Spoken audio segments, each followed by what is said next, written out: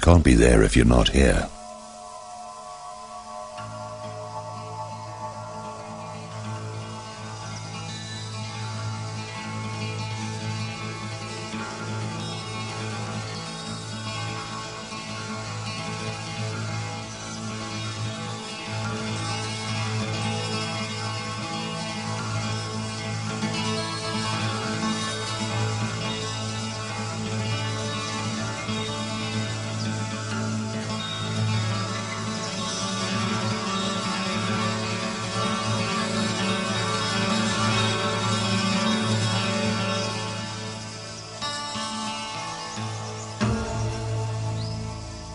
Remember when you used to walk into a bus kiosk or a subway station and you needed to figure out where you were before you tried to get anywhere? There used to be these maps that had an arrow pointing to a spot with a little dialogue box next to it that said, "You are here." I think it's safe to say, poor choice of words I know, that you are now here.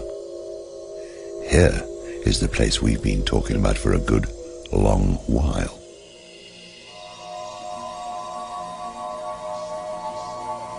This is the place, quite possibly somewhere outside Cairo,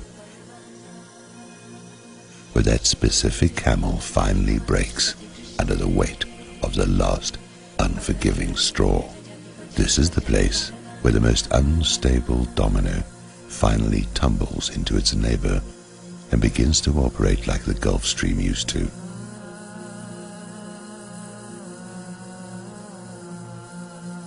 All over the Arab world, as a precursor to all over the world period, the psychic locks that have held the populations in stasis have now been broken.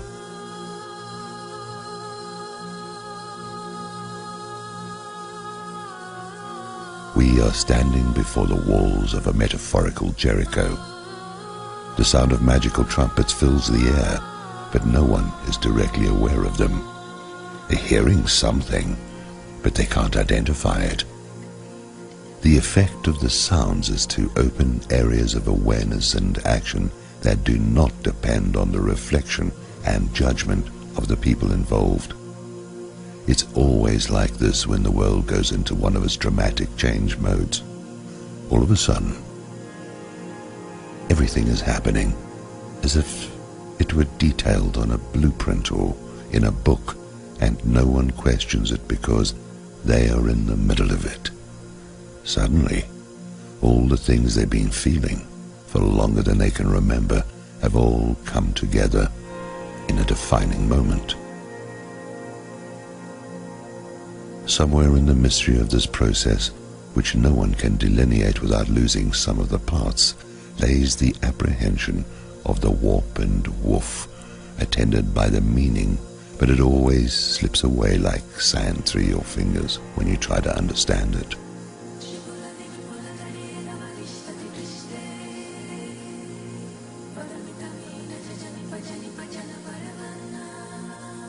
Life is like that. It seems we should have always known where we would wind up, by where we were going, but we never do.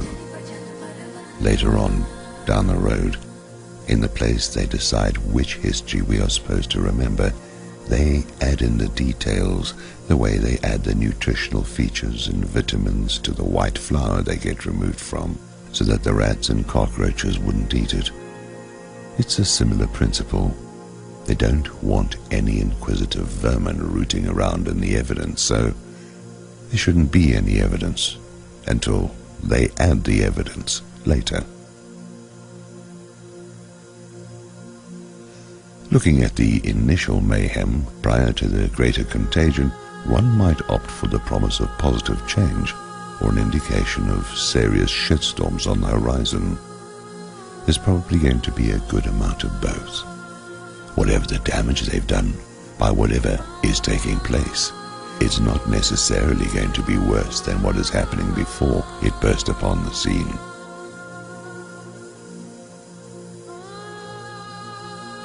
There's always a chance that we will be presented with various enduring icons, like little Georgie Sorrows hanging from a colored scarf in his closet. there's an implication that the monsters which have herded the willing and the stupid to this pass are going to get theirs. I keep thinking of Vladimir Putin rotating a pair of Chinese stress balls in his hand as he considers what to do about Israel bombing the Demodedovo airport. The fall of Egypt is close to some of the worst news that Israel can get. As we know by now, bad news for Israel is very good news for the rest of the world, to reverse paraphrase Netanyahu commenting after 9/11.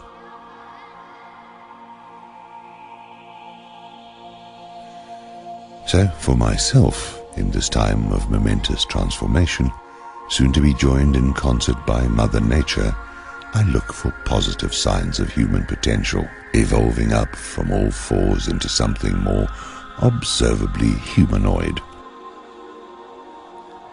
I think of bankers hanging from lampposts and the sacking of Goldman Sachs by an angry mob of thousands.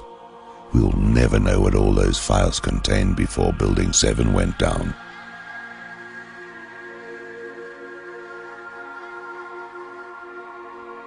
As history and the moment will both prove, we don't need no stinking paper. The guilt and culpability are written into the atmosphere. It doesn't matter what crime you want to prosecute or what injustice you seek to adjust.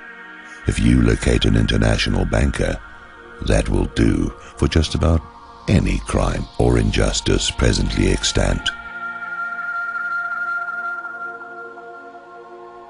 The idea of the whole boards of directors of BP and Monsanto doing stationary, face-down water ballet in the Gulf of Mexico creates an image that I am reluctant to let go of.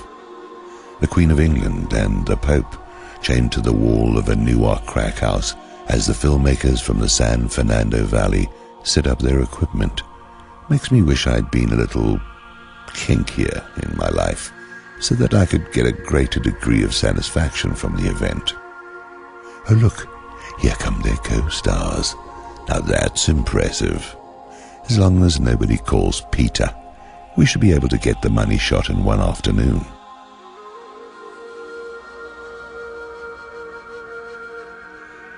That is why I make the decision to call for quarantine and permanent isolation among their fellows for these viruses masquerading in human form.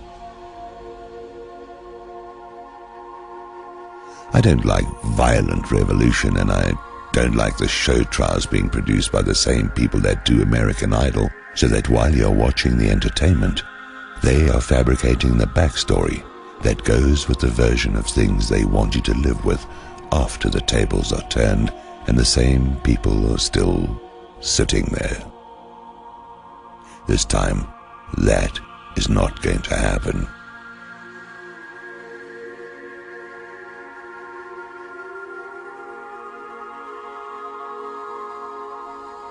I understand that some heads have to roll, and I understand that unless you tear something to the ground, Goldman Sachs, anybody? They'll just hose me, hose you, Mubarak the whole thing into a let's all play nice now scenario where they go right back to doing business as usual with new faces. You can't put the fox in charge of the hen house. The fox is a clever guy. He replicates too. He's in and out so that it looks like sex that he's having.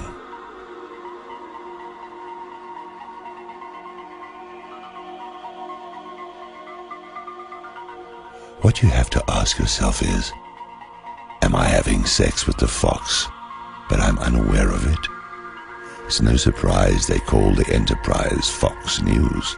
It's all Animal Farm, anthropomorphically speaking.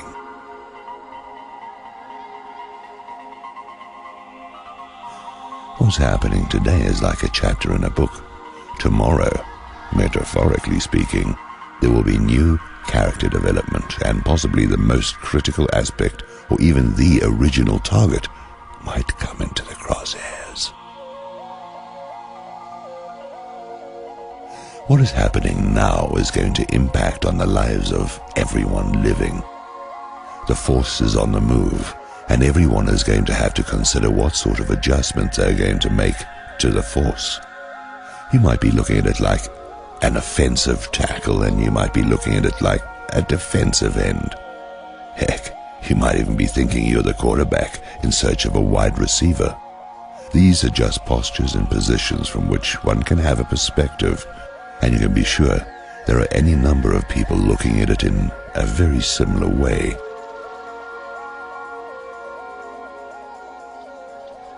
It translates into soccer or rugby or lawn tennis, badminton, possibly even croquet, with the aforementioned rolling heads. Alice in Wonderland is not a bad fit for describing the transliteration of the Devic realm into an active feature of the times. There are all sorts of beautiful landscapes and interesting magical creatures in Wonderland. There were very interesting potions available, but there was also a batshit crazy queen and an executioner with an axe. The point seems to be that we're just a pack of cards anyway. Is that what this is? Are we just a pack of cards? It's happening right in front of your eyes, and it's no big deal, right? Can you imagine what is going on behind the scenes at the moment, given that this is a cosmic event? Everything the people that be does will be the wrong thing and work to their disadvantage. Everything they didn't do will be the right thing, mostly, but they haven't engineered themselves for that yet. We are officially in operational mode. Don't forget that all kinds of supernatural potencies and possibilities are also operational. You're going to get the game you're watching. You're going to get the game you are after. You are going to get the game you are playing, unless you change your game.